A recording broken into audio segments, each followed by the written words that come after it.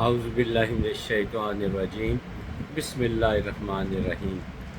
تمام معزز ناظرین کرام کو میری طرف سے باادب السلام علیکم ورحمۃ اللہ وبرکاتہ۔ دعا ہے کہ اللہ تعالیٰ آپ سب کو اپنے حفظ و ایمان میں رکھے، صحت اور ایمان والی زندگی عطا فرمائے، دنیا بھی اچھی کرے، آخرت بھی اچھی فرمائے، آمین ثم آمین۔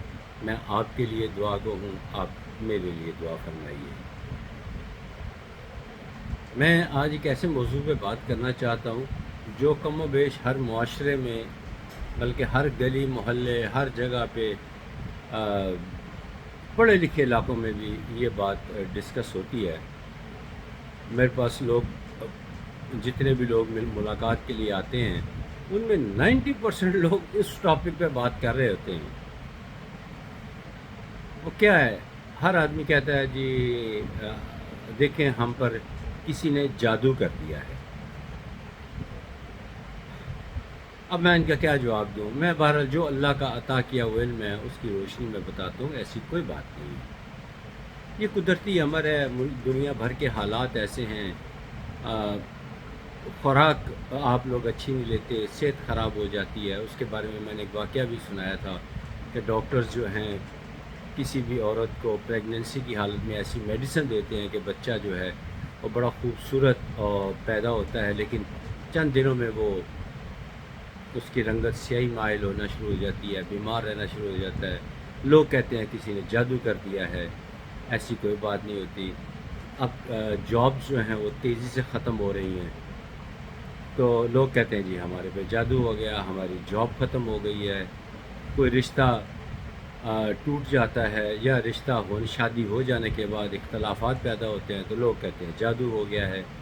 ارے بھائی ایسی بات نہیں ہے، یہ بہت سارا قصور اس میں ہمارا اپنا اور سوشل میڈیا کا ہے، ہمیں احتیاط کی ضرورت ہے۔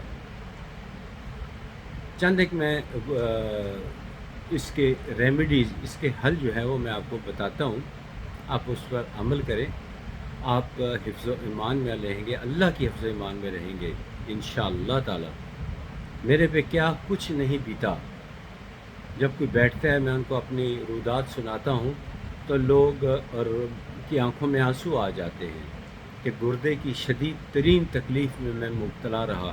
تو یہ ایک میڈیکل ایشو تھا۔ اب میں اسے کہتا ہے کسی نے مجھے جادو کر دیا ہے، مجھے کینسر ہوا تو میں کہوں کہ مجھے کسی نے جادو کر دیا ہے، حالانکہ ایسی کوئی بات نہیں ہے، یہ ایک میڈیکل ایشو ہے۔ میری آئی سائٹ بالکل ختم ہو گئی تھی، اب ماشاءاللہ بہت بہتر ہے، میں کہوں کہ یہ بھی کچھ ایسا ہو گیا، ایسی کوئی بات نہیں ہے۔ ابھی جنوری 2021 یا مارچ 2021 تک میرا باڈی پوسچر ٹیڑھا ہو گیا تھا، کمر درد کی تکلیف کی وجہ سے امریکہ تک کے چیک اپ کروائے لیکن کوئی فائدہ نہیں ہوا۔ تو دبے الفاظ میں لوگوں نے ڈرتے ڈرتے یہ کہنا شروع کر دیا کہ آپ پر جادو ہو گیا ہے۔ جادو نہیں ہوا تھا، پھر میرا آپریشن ہوا تو کدھر گیا جادو؟ اب میں ماشاءاللہ بالکل ٹھیک ہوں، غیر ملکی دورے بھی کرتا ہوں، گھومتا پھرتا ایکٹیو لائف گزارتا ہوں۔ تو چھوٹی چھوٹی باتوں پہ وہم نہ کیا کریں۔ اب میں بتاؤں آپ کو کہ نبی پاک صلی اللہ علیہ وآلہ وسلم نے جو تکالیف اٹھائیں وہ ہمارے لیے ایک ایگزامپل ہیں کہ وہ پریشانی آئے تو اس سے کس طرح مقابلہ کرنا ہے۔ آج چونکہ موضوع ہے جادو، لوگ جو کرتے ہیں اس میں کوئی شک نہیں۔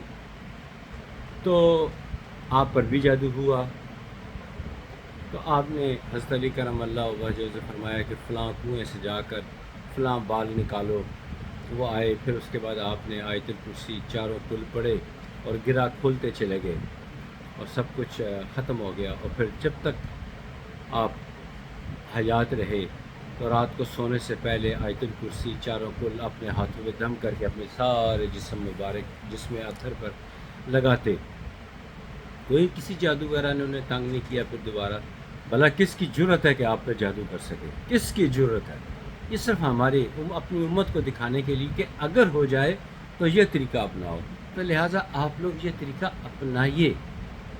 ہاں ایک اور قباحت ہے، وہ اس دور میں نہیں تھی، اب ہے وہ اس کے بارے میں آپ کو بتا دیتا ہوں کہ پرانے زمانے میں جب چلے پاکستان بننے کی بات لے لیتے ہیں، جب پاکستان بنا تھا تو پاکستان کا رقبہ تو اتنا ہی تھا، لیکن آبادی 2.5 کروڑ تھی، اور لوگ رفع حاجت کے لیے صبح کے وقت کھیتوں میں جاتے یا دور دراز چلے جاتے، یا عمرا نے بڑی بڑی کوٹھیاں بنائی تھی تو وہ اس کے لیے جو rest room, wash room, toilets وہ اپنی رہائشوں سے دور بنائے ہوئے تھے۔ جگہ کی کمی ہوتی چلی گئی، لوگوں نے گھروں کے اندر یہ wash room, rest room, toilets بنانے شروع کر دی۔ یہ ایک ہی نام ہے لیکن مختلف ملکوں میں مختلف ناموں سے پہچانے جاتے ہیں۔ اور اس کے بعد اٹیچ باتھ روم شروع ہو گئے۔ تو یہاں احتیاط کی ضرورت ہے۔ یہ جو واش روم ہے ان کی باقاعدگی کے ساتھ کوئی شرم کی ضرورت نہیں ہے۔ آپ نے خود استعمال کیا ہے تو اپنا جتنا بھی ممکن ہو سکے آپ کا اپنا گھر ہے اس کی صفائی کریں، اس کے واش روم کی صفائی کریں۔ کوئی جالا لگا ہوا ہے تو فوراً صاف کریں۔ خدا کی قسم میں صاف کرتا تھا، ملازمہ کر کے فارغ ہو جاتی، میں اسے کچھ نہ کہتا، لیکن میں پھر بھی جو جالی میں یا ایگزاسٹ کے پاس یا شاور کے آس پاس کوئی جالا یا کوئی چیز لگی نظر آتی تو میں اسے فوراً صاف کر دیتا۔ اس میں کوئی حرج نہیں ہے۔ تو اس کے علاوہ اور ایک کام آپ ضرور کیا کریں کہ طہارت کا بہت خیال رکھیں۔ دوسری بات یہ کہ گھر کے اندر کہیں بھی کوئی جالا نہ لگنے دیں۔ جہاں جالا لگا ہوتا ہے وہاں آسیب کا خدشہ موجود ہوتا ہے۔ جادو ٹونا ایک علیحدہ چیز ہے، آسیب علیحدہ چیز ہے۔ تو احتیاط کریں، جالا نہ لگنے دیں۔ اور جو ایک صاحب نے مجھے جب یہ بات کہی تو مجھے وہاں کچھ اثرات محسوس ہوئے، انہونی سی بات تھی کیونکہ نارملی مجھے محسوس نہیں ہوتا۔ تو میں نے ان سے کہا کہ آپ جالے اتروائیں۔